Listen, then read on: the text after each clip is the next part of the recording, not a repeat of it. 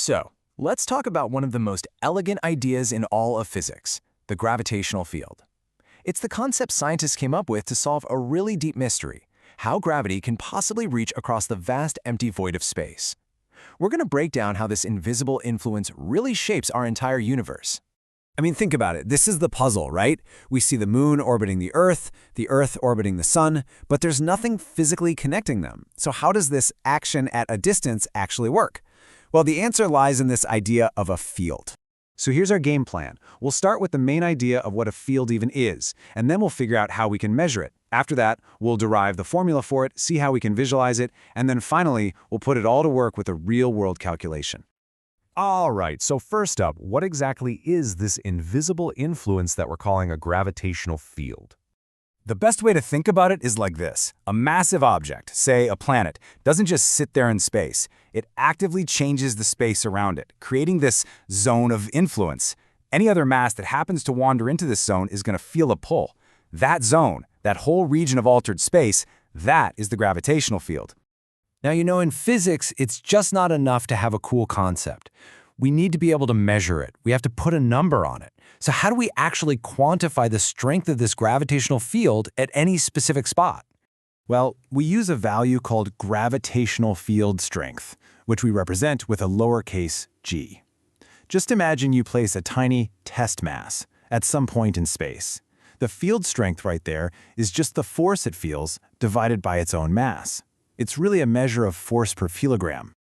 Okay, let's break down the important properties of G. The formula is super simple. It's just force divided by mass, F over m. Now what's really crucial here is that G is a vector. That means it has a size and a direction. And since gravity is always attractive, that direction is always pointing towards the thing creating the field.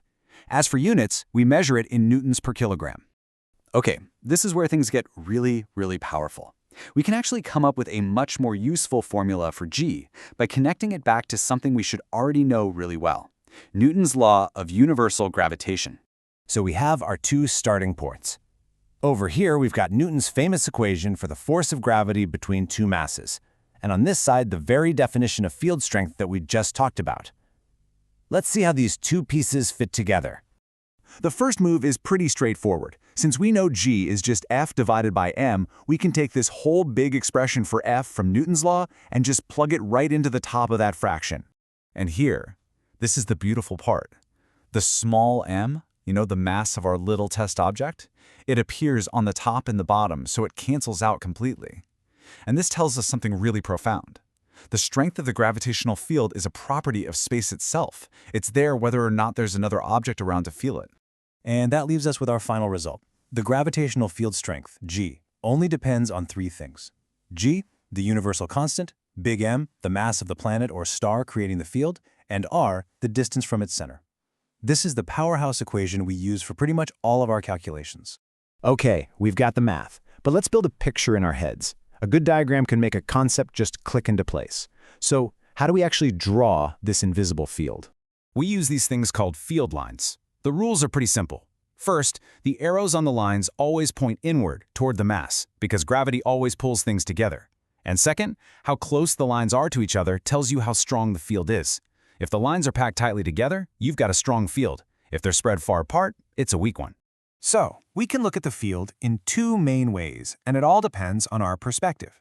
If you're looking at a planet from far away, its field is radial. The lines all point to the center and they spread out as you get further away.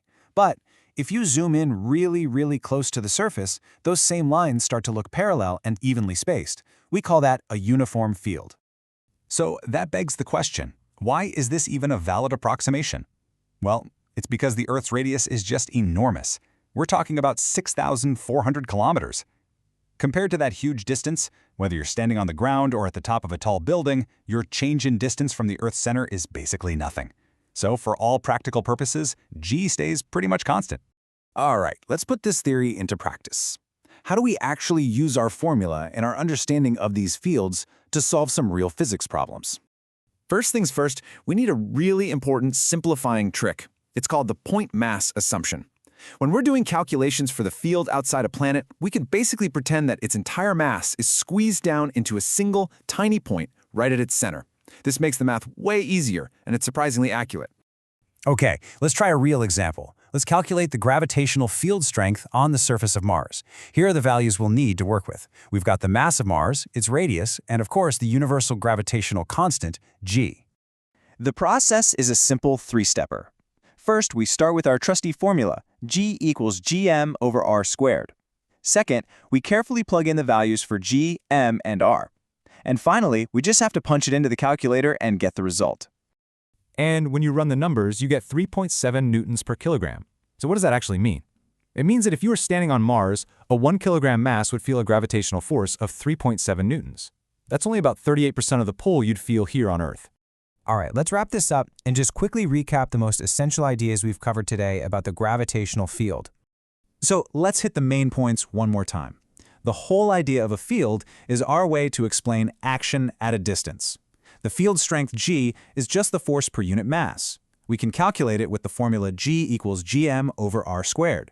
And finally, we visualize these fields using lines, where the direction shows the pole and how close they are shows the strength. So I'll leave you with a final thought to test your understanding.